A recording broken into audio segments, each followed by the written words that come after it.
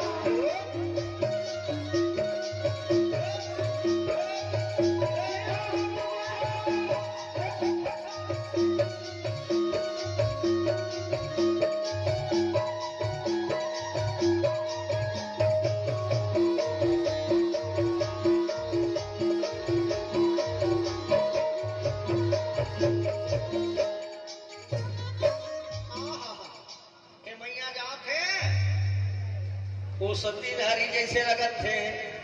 लेकिन कैसे विश्वास करो ये सती नारी एक कीनो है। बेकर परीक्षा लेके देख ले था एक मन में दया माया है कि नहीं है। यही जगह चिल्ला के लगा के देखा, ए ताई मैया वो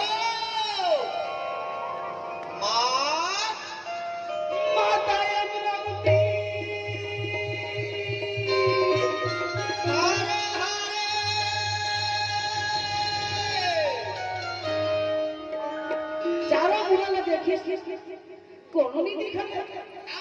आवाज कहाँ से आवाज है कौन थोड़ी मोला थोड़े कहा से माता सुन के भी आगे बढ़ गए काय करके नहीं बोली। हाँ दाई नहीं सुनी कैसे लगते अपन धुन में चले जाते और चिल्ला के देख लेता ए दाई वो रुक तो भैया